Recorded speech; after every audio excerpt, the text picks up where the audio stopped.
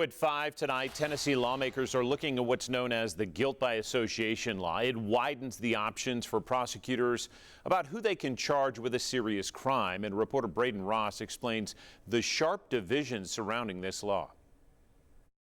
It's been almost 30 years, but talking about Cynthia Page is still emotional for Ashley Sellars. I cannot bring Cynthia back. Even though Sellars spent 21 years behind bars for her murder.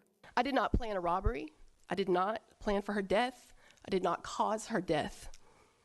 Nor was I on the property when it happened. Sellars was 17 years old when the adult man she was living with at the time asked her to drive him to a church in Knoxville.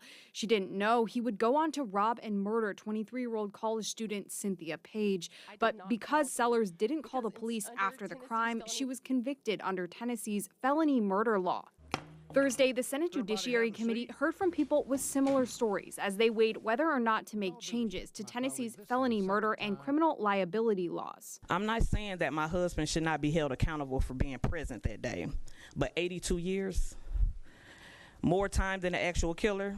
They also heard testimony from those in favor of keeping Tennessee's laws as they are, allowing prosecutors to charge people with murder for deaths that happened during another crime, even if they didn't pull the trigger.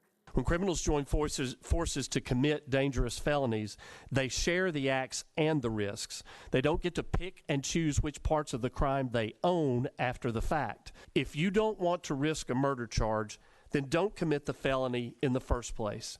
The legislature could hear a bill to change the laws when the legislative session begins in January. More perspective now. Almost 3 decades ago in Greene County, 6 young people from Kentucky were convicted under Tennessee's felony murder law, even though not all of them fired the shots. The suspects in the case ranged in age from 14 to 20. The group carjacked a family of 4 from Knoxville, and all 4 lily lids were shot. The youngest, 2-year-old Peter, survived. All 6 people tied to this case are serving 3 life sentences plus another 25 years for the attack on Peter. Back in 2022, a judge denied a request from 4 of them to reduce their sentences. They asked for new fingerprint testing on the murder weapon, hoping to show those suspects in the shooting never touched the gun. 3 years ago, 10 News anchor Robin Wilhoit interviewed Peter Lillylid. On WBIR.com, you can watch that entire conversation. How Peter has moved on with his life some 28 years after that tragic night.